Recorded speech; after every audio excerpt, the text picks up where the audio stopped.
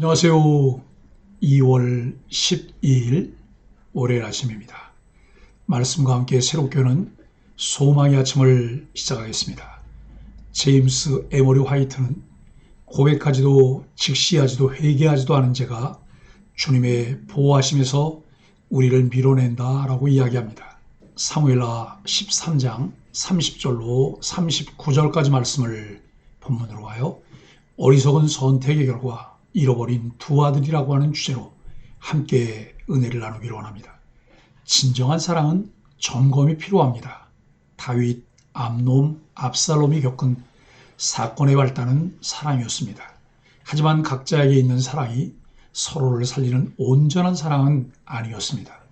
주님은 요한복음 13장 34절에서 내가 너희를 사랑한 것 같이 너희도 서로 사랑하라 라고 말씀하셨습니다. 내 속에 큰 사랑이 있어도 인간의 사랑은 남을 이해하고 포용하는 사랑의 원천이 될 수 없습니다. 그리스도인들에게 있어야 할 사랑의 원천과 기준은 주님의 사랑뿐입니다. 그러므로 우리가 하나님을 사랑한 것이 아니라 하나님께서 우리를 사랑하셔서 자기 아들을 보내 우리를 죄에서 구원하는 제물로 삼아주셨습니다. 우리에게 닥치는 많은 실망과 고민거리는 각자의 우상과 관계가 있습니다. 삶이 가장 고통스러울 때는 자신의 우상이 위협받거나 제거될 때입니다. 그럴 때 우리는 감정의 흙탕물 속에서 뒹굴며 상대를 원망하다가 영영 낙심한 채 살아갈 수도 있습니다. 그러나 다른 한편으로는 이렇게 고백할 수 있습니다. 주님, 그것 없이는 못 살 것 같았는데 이제 주님이 저를 그것 없는 삶으로 부르시는군요. 주님만 계신다면 제게 정말 필요한 부와 건강과 사랑, 명예, 안전은 다 있는 것이며 결코 잃을 수도 없음을 깨닫습니다. 예수님만으로 충분함을 알려주시면 우선 예수님밖에 남은 게 없어야 합니다. 사실은 하나님이 우리를 살리시는 것인데 오히려 죽이시는 것처럼 보일 때가 있습니다. 답이 보이지 않는 괴로운 상황에서 하나님을 따른다는 것은 어떤 이에게는 맹신처럼 보이겠지만 사실은 감사에 찬 강건한 믿음입니다. 하나님이 나를 버리신 것 같아도 나중에 알고 보면 하나님은 내 삶 속에 해로운 우상을 다루신 것입니다. 이것은 역경을 거쳐야만 이루어질 수 있는 일입니다. 하나님이 시련을 허용하시는 이유를 우리가 다 알 수 없지만 예수님이 그러셨던 것처럼 우리도 힘들 때 하나님을 신뢰할 수 있습니다. 가장 어둡고 힘들어 보일 때도 꼭 필요한 기쁨과 희망을 얻어 하나님의 부르심에 순종할 수 있습니다. 그럴 때 우리는 자신이 따르는 가짜로부터 해방되는 참 자유함을 얻게 됩니다. 오늘 본문에서는 암논의 죽음 이후 다윗과 압살롬의 모습이 서로 대조되어 등장합니다. 다윗은 왕위 계승 서열의 우위에 있던 암논의 죽음에 충격을 받았습니다. 지금 온 이스라엘의 왕으로 등극하고 주위의 모든 이방 세력도 장악한 상황에서 왕조 설립의 마지막 단계는 원만한 왕위 계승이었는데 그것이 틀어졌기 때문입니다. 맏아들인 암논이 살아있었다면 자연스레 맏아들에게 왕위를 넘겨주면 되는 일이었습니다. 하지만 암논이 저지른 성폭행이 걸림돌이 되었습니다. 하지만 자신이 밧세바를 취했던 것처럼 암논의 흠도 크지만 왕이 되는 데는 치명적이지 않다고 판단했을 수 있습니다. 그래서 암논을 그대로 두었을 것으로 보입니다. 그런데 정작 셋째 아들인 압살롬이 모든 왕자가 보는 앞에서 암논을 죽였으니 평화로운 왕위 계승은 이제 물 건너간 셈입니다. 하나님의 작정과 허용이라는 범주에서 이 사건을 들여다본다면 또 다른 관점을 가질 수 있습니다. 하나님 나라라는 굵은 선에 아주 작은 실선들이 큰 영향을 미쳐 전체 기조가 흔들리는 것 같아 보이지만 그 모든 것이 하나님의 나라를 이루는 굵은 선 안에서 이루어지고 있다는 사실입니다. 그로부터 3년이 지나자 다윗은 암논을 잃은 충격에서 서서히 벗어나고 압살롬을 향한 감정도 누그러졌습니다. 이제 남은 아들들 사이에서 더는 왕자의 난이 일어나지 않기를 노심초사 바랐을 것입니다. 반면 이 본문에서 압살롬은 아무런 말을 하지 않습니다. 그러나 그의 존재감은 누구보다 큽니다. 압살롬이 왕위를 노리는지는 확실치 않습니다. 더러는 왕위 계승 서열의 우위를 차지하기 위해 동생 다말을 이용했다고까지 생각하곤 하지만 그럴 법하지는 않습니다. 위에서 언급한 대로 압살롬에게는 그럴 만한 세력도 명분도 없기 때문입니다. 드러내놓고 말하지는 않았지만 압살롬도 왕위가 탐났을 수도 있습니다. 그러나 지금은 존재감만 과시한 것으로 만족하고 외가에서 상황을 지켜보는 수밖에 없었습니다. 그 기다림은 3년이 걸렸습니다. 칼을 들고 전면에 등장했던 압살롬이 이제 어떤 행보를 할지 우리들에게 궁금증을 주며 다음 이야기로 넘어갑니다. 세상은 죄를 미화합니다. 죄를 장난스럽게 묘사하거나 아름답게 꾸밉니다. 이것은 모두 마귀의 장난이며 회칠함, 무덤 같은 짓입니다. 죄는 좌절과 파괴를 가져옵니다. 죄의 결과는 사망이라는 로마서 6장 23절의 선고를 피할 수 없습니다. 오늘 본문은 다윗 과정이 걷잡을 수 없는 혼란에 빠진 장면입니다. 이 극도의 혼란은 다윗의 집에 칼이 영원히 떠나지 아니하리라는 예언의 성취라는 관점에서 조명할 때 전체를 볼 수 있습니다. 그리스도인으로서 다윗 과정에 나타난 죄의 참혹한 결과들을 보고 사소해 보이는 일들일지라도 죄를 멀리할 것을 다짐해야 합니다. 30절로 33절은 왕궁에 전해진 소식입니다. 암논이 죽임당한 후 다른 왕자들이 달아나고 있는 동안에 왕의 모든 아들이 죽었다는 소문이 퍼졌습니다.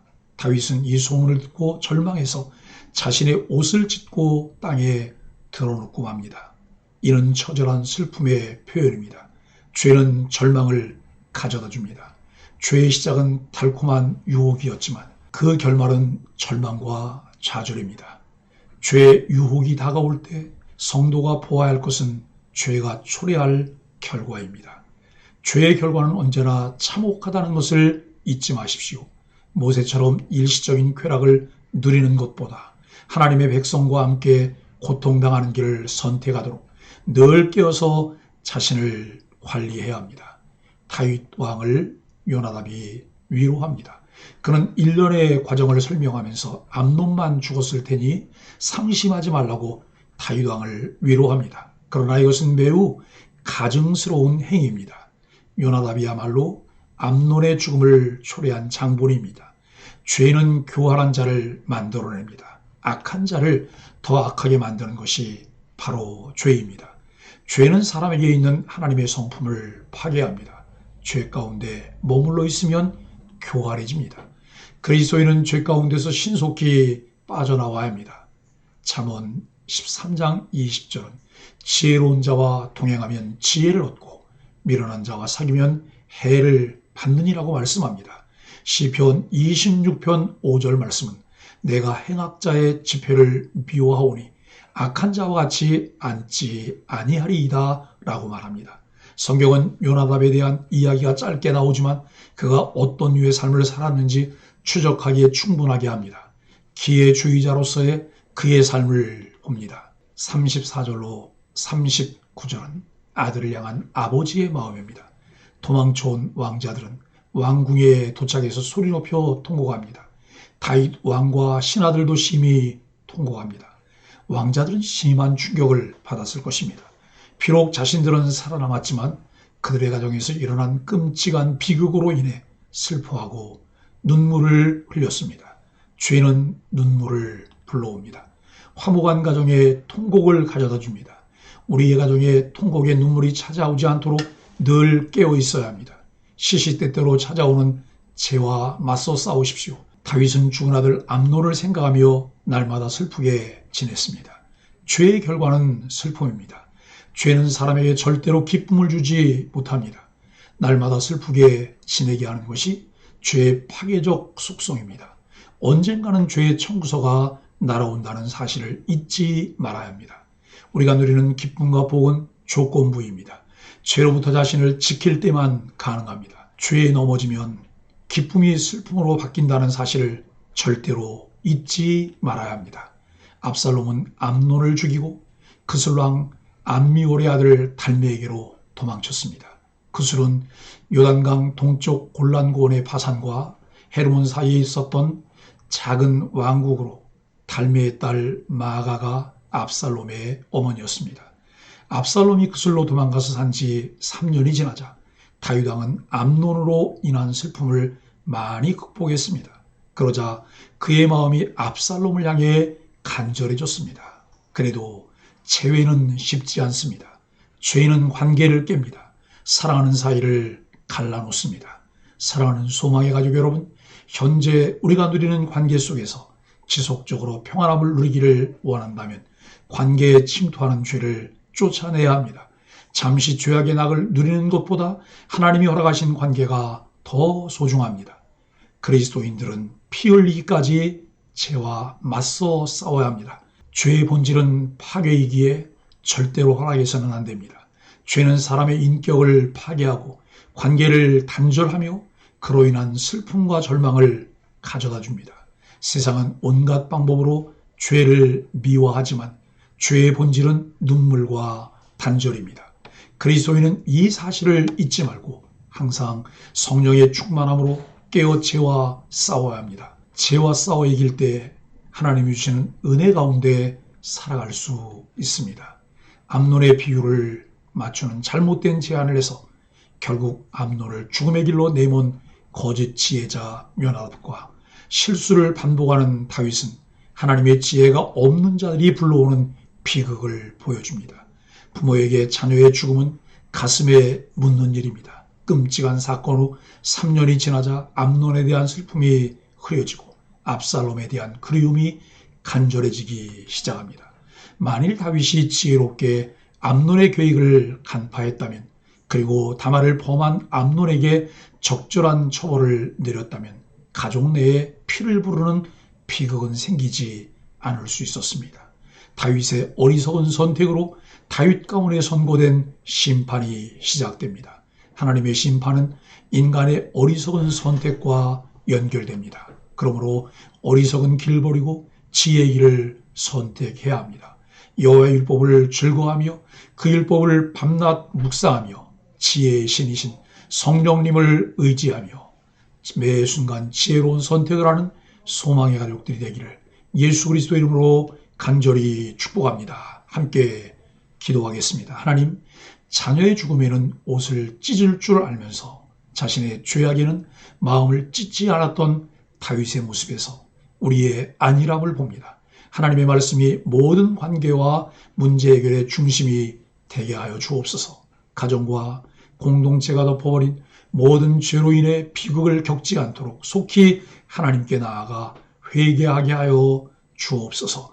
예수님의 이름으로 간절히 기도합니다. 아멘.